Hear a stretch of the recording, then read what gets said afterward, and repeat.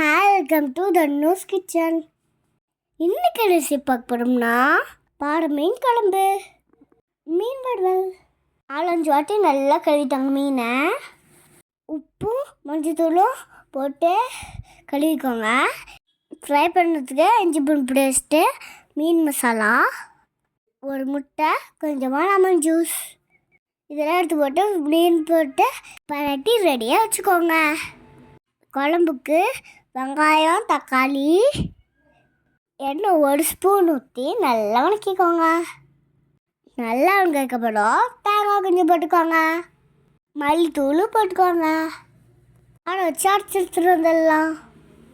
நல்லா மையாக அரைச்சிக்கோங்க. ஒரு சட்டியில் எண்ணெய் ஊற்றி கடுகு போட்டுக்கோங்க. கடுகு புரிஞ்சதும் கருவேப்பிலை, விட்டு விட்டு கட் பண்ண பூண்டையும் போட்டுக்கோங்க. சாம்பார் பொடி 4 ஸ்பூன், மஞ்சத்தூள் 1/4 ஸ்பூன், உப்பு இதெல்லாம் போட்டு நல்லா வதக்கிக்கோங்க. நல்லா வதக்கப்படும் அரைச்சி வெங்காய தக்காளி எடுத்து ஊற்றிக்கோங்க. குழம்புக்கு தேவையான தண்ணி ஊற்றிக்கோங்க. மூடி வச்சு நல்லா கொதிக்க வைங்க. பச்சை போடுற அளவுக்கு கொதிக்கணும்.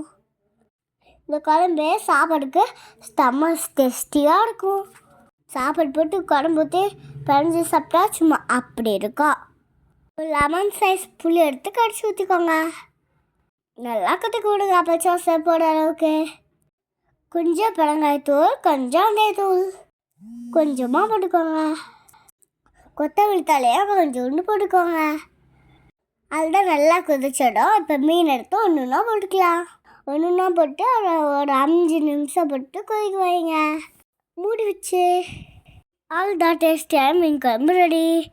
மீன் ஃப்ரை பண்ணுறதுக்கு தோசைக்கல்ல போட்டு பொரிச்சு எடுத்துக்கலாம். செம்ம டேஸ்டியாக இருந்தது. வாங்க சாப்பிடலாம். பாய். லைக் பண்ணுங்கள், கமெண்ட் பண்ணுங்கள், மறக்காமல் சப்ஸ்கிரைப் பண்ணுங்கள். பாய் சுட்டீஸ். தேங்க்ஸ் ஃபார் வாட்சிங். See you batch.